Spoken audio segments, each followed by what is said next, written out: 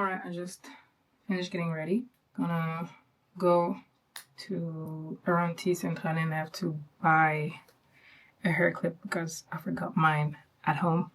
And then I think I'm meeting up with a friend. And child, maybe I'm going on a date. Allegedly. This is leftover fabric that I had made into this humongous piece of, I don't know, this could be a scarf, I don't know, but I'm gonna wear it as a belt. It's very Sex and the City. I don't know how I'm gonna wrap this up.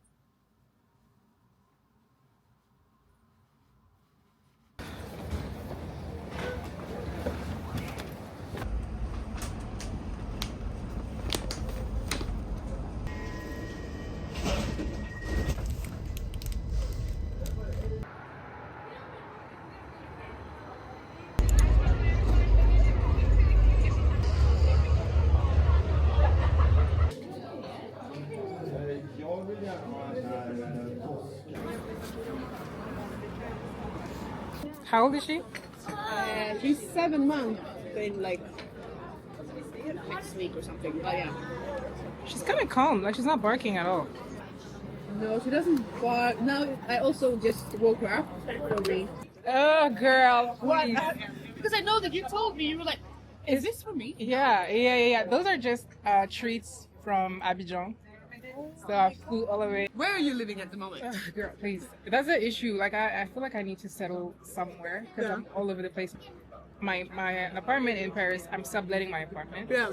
But I'm staying with my parents, and also I have half of my stuff in Abidjan. So I feel like I live nowhere. Okay, wow. So Yeah. I'm still in between Abidjan and Paris. I go back and forth.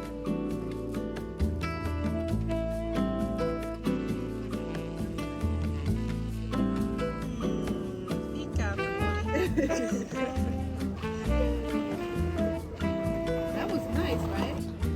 And that's the thing. Like, it's harder when you feel like I really have to do this.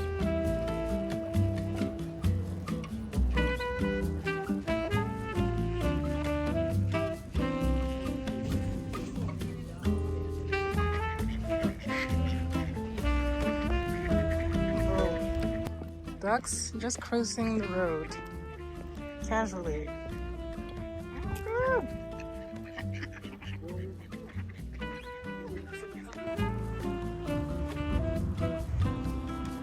Okay, I'm going to meet with Antia now for this performance.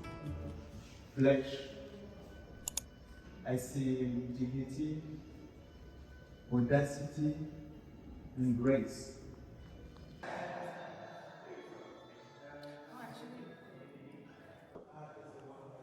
Wow. God, these colors are so insane. Oh, it's live. Hello.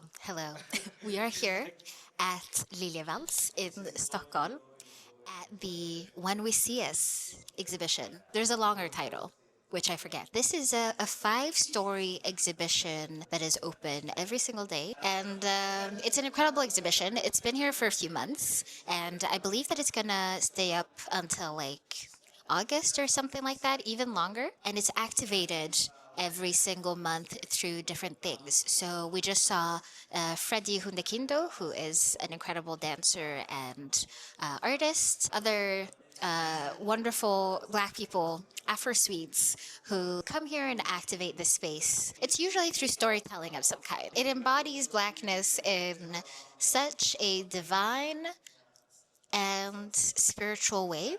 Like it goes kind of like beyond, I think, like our understanding. Yeah. I've been really into Jibril Diop Mambéty, like one of our forefathers of African cinemas. He believed in imagination beyond understanding. And I feel like this is what the exhibition embodies. Yeah, thank you. No script. No.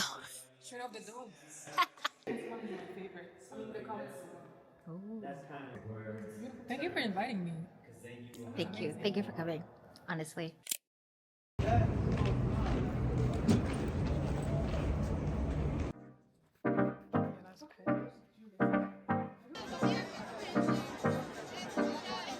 Are we doing? Maybe we should take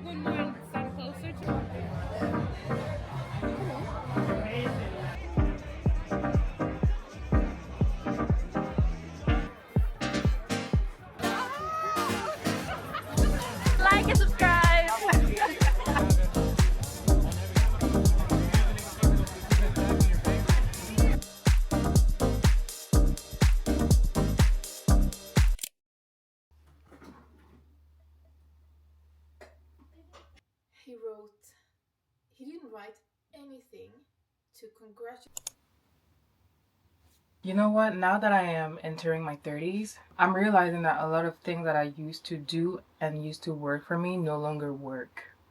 You know, and it's very humbling. Like, overall, this year, this couple of months have been so humbling because you build so much, like, data points that point in one direction and tell you, okay, this is how your body works, this is how social interactions work and all of that. But now that I'm transitioning, it's like, okay, none of this actually, or maybe it used to work at some point, but it no longer is working. And I recognize it, and now it's time to change course. One big thing for me is my fear of rejection. And the way it works is I'd rather struggle through something than ask for help. I will take a no as rejection, which is crazy because it's just no. It doesn't have to mean anything, or it's not a reflection of me necessarily. So I would let opportunities pass me by, and I'm learning that it did not do anything for me. Overall, my 20s have been stunted, I would say, by my inability to face a no and not internalize it. So I say all of that to say, I was on Instagram and I saw this post of this girl talking about a 1,000 no's list or 1,000 rejections list. It's literally a Excel spreadsheet where you put all the things that are kind of crazy. The goal is to get a no, but obviously the intent behind is, one, I think getting more, comfortable with rejection. Two, being bold enough, audacious enough to ask for things that you don't think you can get, but you can get them. People can say yes. And it's like, it can go from asking a discount at a restaurant, DMing someone that you admire for a project, like to collab on a project, something like that. It can be stupid. And I'm gonna do this now. I can think of a couple of things that I'm like, I want to do and I want to get. And that may mean that I'm gonna get a no, but also it could mean a yes. Cause why the fuck not? Like, I think that's the point. It's like, why not? You know what? I'm going to, hi guys, I loved your brand. Can we work together? Can we do something together?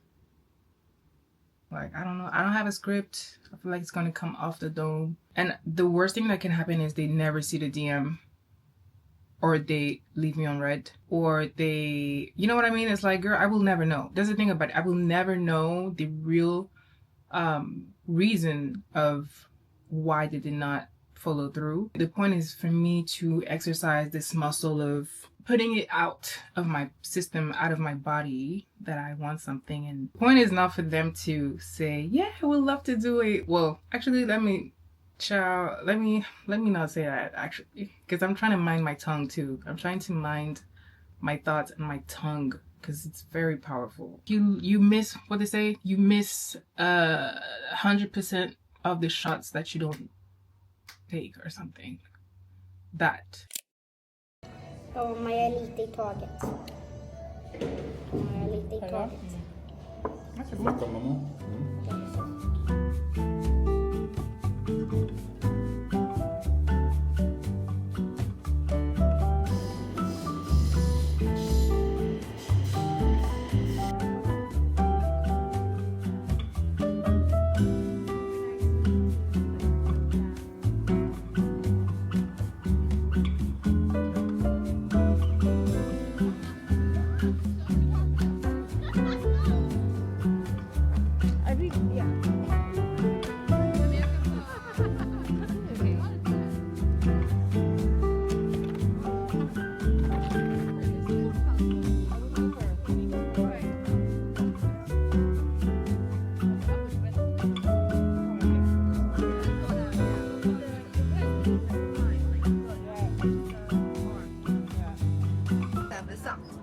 Too small.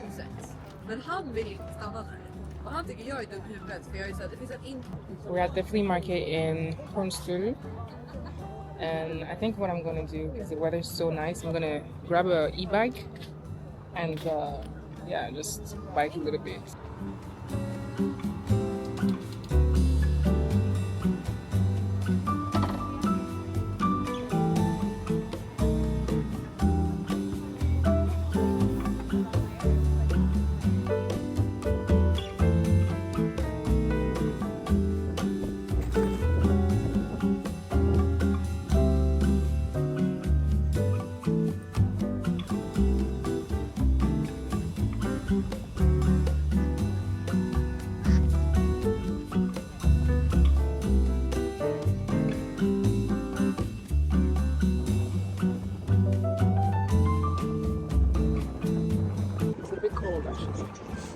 but Tristan is out, and I think we're gonna go grab early dinner.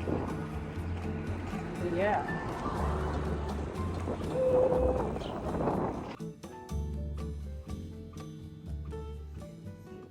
What looks good with a turtleneck? Jeans? What color turtleneck? Brown. I thought you were just changing your shoes. No, I feel disgusting. I need everything on. Also, it's cold. I think just the whole. I'm gonna put on my socks as well. It always starts with, oh, I'm doing my I'm shoes. just doing what. And then you're doing your makeup. Because why not? Are we going to a cafe or a bar, like a restaurant, a bar? Medis. I'll tell her we're going to Medis, Medborgarplatsen. It's a wine bar. I don't drink wine, but for the vibes. What vibes? So, unfortunately, I didn't find anything at the flea market today. But it was also pretty late, so I'm sure a lot of people just left. So I'll have to come back. Because I do think Stockholm has one of the best thrifting cities in Europe. Really? Yes. I'll tell you what. There's no such thing as thrifting in Paris anymore. Everything is overpriced. Yeah. Everything is archive, vintage, like these buzzwords. And they, to me, have killed thrifting, like the thrifting experience. Yeah. And you guys have a big culture around flea markets. Yeah, we do. So yeah, I think Stockholm is like up there when it comes to thrifting in Europe. How would you define or describe Swedish style? Because my niece earlier, she was showing me like svensk style, and it was just blonde white girl, skinny, with very basic like neutral tones. I mean, we're not represented in that category. Like Swedish style, you'll just see those girls. Scandi style is very like abstract, like if anything, silhouette based instead of like colors or prints. It's just very like shape defined and black, white, gray, neutrals. Right. Everyone can say. Yeah.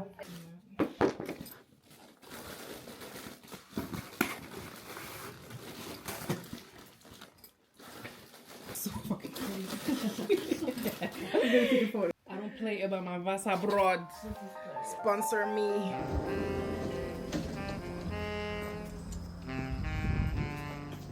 Sorry about that. Yeah, they are there. They told us bananas.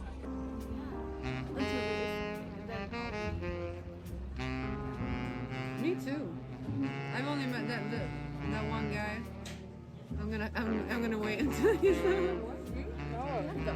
No, I don't actually. I stopped because they gives me magkatarr. Jag tror att de kommer att bli missat här.